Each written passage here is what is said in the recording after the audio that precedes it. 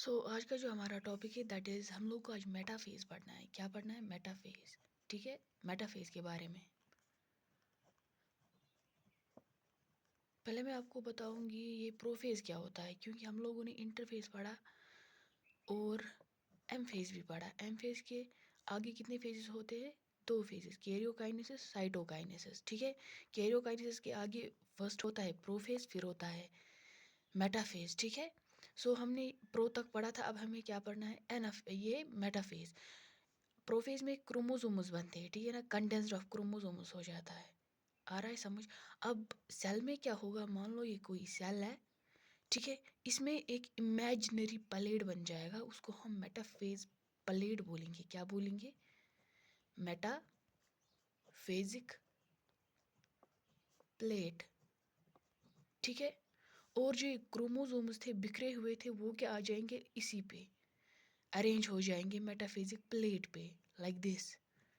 ठीक है, और इसमें क्या होगा, जो हमारा सेंट्रोजोम है, इधर से आएंगे स्पेंडल फाइबर्स, वो अटैच हो जाएंगे इन क्रोमोसोम्स से। ठीक है, फ्रॉम बोथ पोल्स, लाइक ये हमारा क्या है? क्रोमोसोम। ठीक है, और ये हमारा सेंट्रोमियर है। क्या है? सेंट्रोमियर। अब जो ये स्पेंडल फाइबर्स है जो पोल्स से आएंगे, ये अटैच हो जाएंगे फ्रॉम आउट आउट, ये यहाँ से भी आएंगे और यहाँ से भी आएंगे। ठीक है, बट ये सेंट्रोमियर को टच नहीं करेंगे, ये करेंगे एक प्रोटीन को, उसका नाम है काइनेटोकोर। क्या है? Kinetochore, from both side. मैं फिर से बता दूं, ये जो है डेंस स्ट्रक्चर, इसको हम बोलेंगे सेंट्रोमियर। क्या बोलेंगे? सेंट्रोमियर। और जो ये डिस्क लाइक स्ट्रक्चर है, इसको हम बोलेंगे काइनेटोकोर। क्या बोलेंगे? काइनेटोकोर। ठीक है, बस यही दो पॉइंट्स में आपको डिफरेंस आना चाहिए समझ। जो स्पिंडल फाइबर्स है, जो हमारे पास सेंट्रोमियर्स होते हैं like this, disc like from both poles, ये क्या करेंगे? अरेंज, इसमें होते हैं सेंट्रियोल्स लाइक दिस। ठीक है, ये करेंगे अरेंज, ये structure thread like structures, microtubules, इनको हम बोलेंगे क्या? Spindle spindle fibres. ठीक है, ये थोड़ा इंट्रोडक्शन है, फिर आ जाएगा समझ। ठीक है, और इसी स्पेंडल से ये सारे क्रोमोसोम्स अटैच हो जाएंगे at the centromere of kinetochore of centromere. ये क्रोमोसोम है, इसका जो सेंट्रोमियर है, सेंट्रोमियर के किस वाले रीजन के? काइनेटोकोर के रीजन पे। ठीक है, आ रहा है समझ? अब हम इसको क्या पॉइंट लिखेंगे? First point, chromosomes all chromosomes align at metaphasic plate. Like this, ये कोई मेटाफिजिक प्लेट है, हमारी क्रोमोसोम्स आएंगे और अरेंज हो जाएंगे। ठीक है, डिस्प्लिन के साथ ये अरेंज होते हैं। ठीक है, अब क्या होगा? दूसरा पॉइंट क्या होगा? स्पिंडल फाइबर्स, दिख रहा है? स्पिंडल फाइबर्स गेट अटैच्ड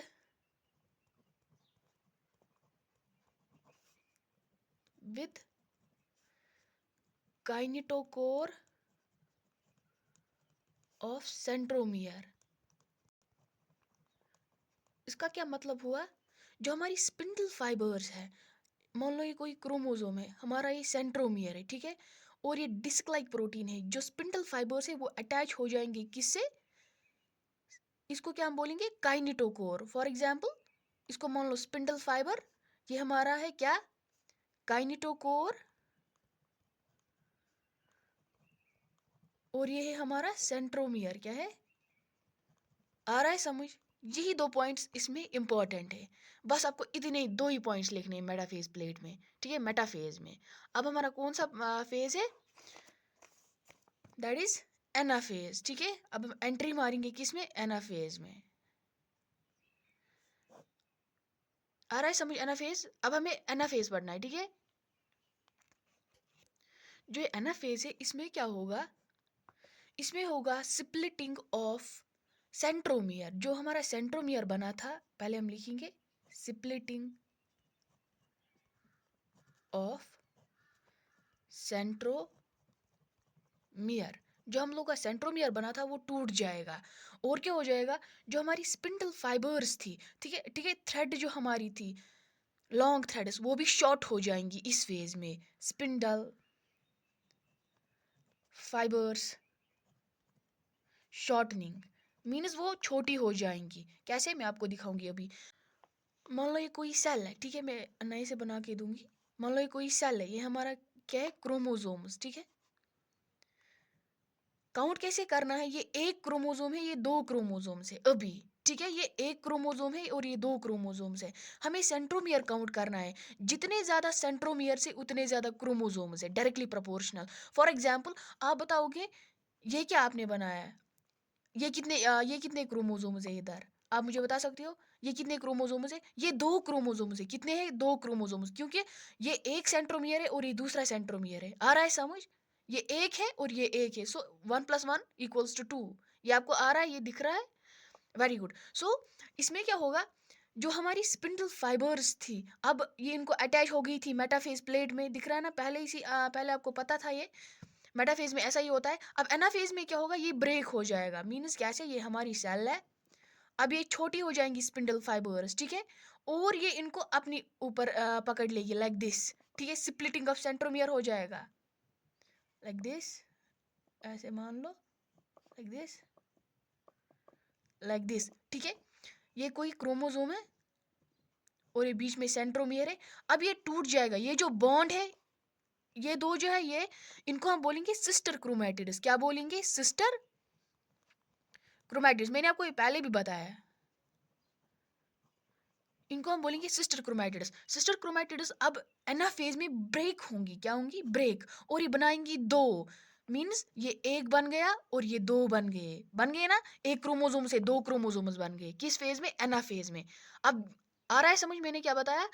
अब है हमारे पास टीलोफेज। टीलोफेज में क्या होगा, आपको ये मानना है, टीलोफेज में जो प्लाइडी है वो क्या हो जाएगी, डिक्रीज हो जाएगी। प्लाइडी जो है, आपको बस इसमें इतना ही याद रखना है, प्लाइडी जो थी वो हो जाएगी 2n2c, बस इतना ही हो जाएगा, ठीक है। और जो हमारी सेल्स थी वो बन जाएंगी दो सेल्स, ठीक है, डॉटर सेल्स में वो कन्वर्ट हो जाएंगी। और उस प्रोसेस को हम बोलेंगे साइटोकाइनेसिस। जो हम लोगों ने इस सेल का डिवीजन किया था, पहले ये एक ही सेल थी, अब इसने डिवीजन कर लिया, दो सेल्स बना दी, तो इसको हम बोलेंगे साइटोकाइनेसिस। क्या बोलेंगे, साइटोकाइनेसिस, ठीक है। आ रहा है समझ, वेरी गुड। सो आज हम लोगों ने क्या किया, कंप्लीट माइटोसिस। माइटोसिस हमने सारा कंप्लीट कर लिया, ठीक है। मैं इसका भी शॉर्ट वर्जन लास्ट में बनाऊंगी आप सबके लिए। So rest and all the best.